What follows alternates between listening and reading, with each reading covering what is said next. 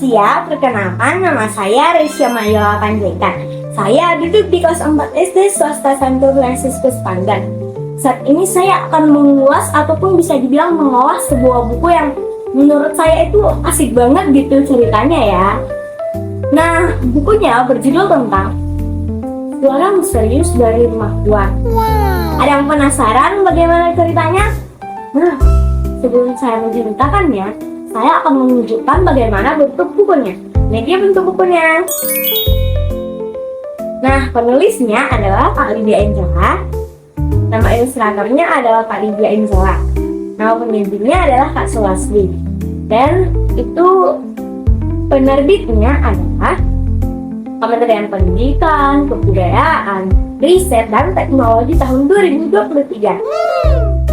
Nah, buku ini bercerita tentang seorang anak yang bernama Satya takut sekali dengan rumah tua tersebut karena dia mendengar suara mama dari rumah tersebut.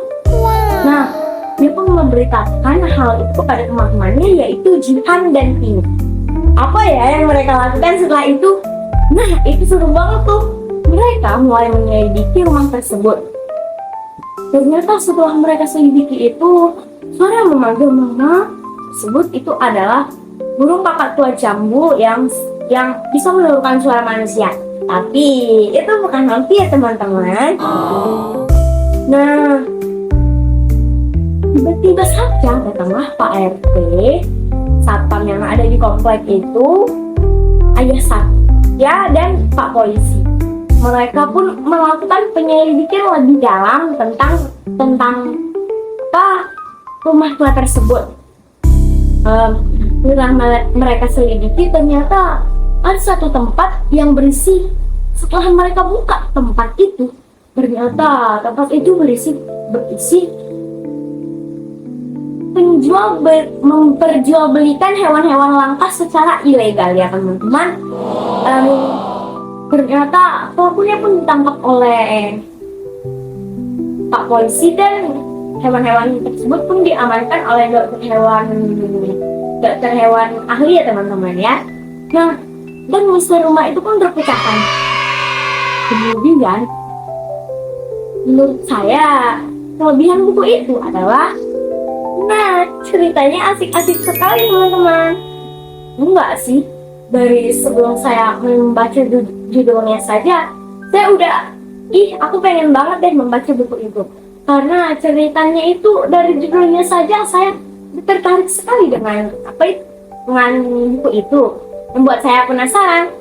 Nah, yang kedua itu kata-katanya sangat mudah dimengerti teman-teman. Ya, kata-katanya kayak tidak susah-susah kali ya dimengerti.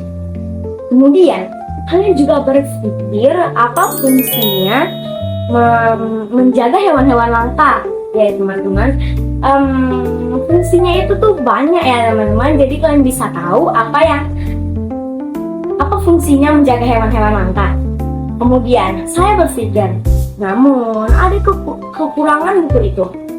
Namun kekurangannya itu ceritanya itu kurang panjang, jadi kurang lama untuk saya nikmati ya teman-teman. Nah, yang kedua itu anak-anak yang awalnya itu yang penakut, dia itu penasaran bagaimana bentuk bukunya. Dia itu penasaran banget ya teman-teman. Tapi dia itu penakut tuh. Dia membaca buku itu dari judulnya saja dia jadi takut duluan gitu ya teman-teman. Nah, saya merekomendasikan untuk teman-teman yang suka misteri, petualangan-petualangan gitu, kalian bisa membaca buku tersebut teman-teman. Karena buku itu tuh sangat asik ya menurut saya. Kemudian tuh kalian bisa juga berpikir, ini ya fungsinya. Oh, ini ya fungsinya menjaga hewan-hewan langka. Tuh. Kemudian kalian bisa mengerti. Kemudian kalian itu bisa tahu bagaimana ya caranya supaya kalian itu jadi tidak penakut. Bagaimana ya supaya caranya misteri rumah itu terpecahkan. Nah, kalian juga bisa berpikir tentang seperti itu ya teman-teman. Nah, kalian itu wajib membaca bukunya itu karena menurut saya buku itu sangat asik sekali. Jadi kalian wajib membaca buku tersebut ya teman-teman. Kalian jika mau baca, cek di linknya ya teman-teman. Ada di linknya. Sekian cerita dari saya.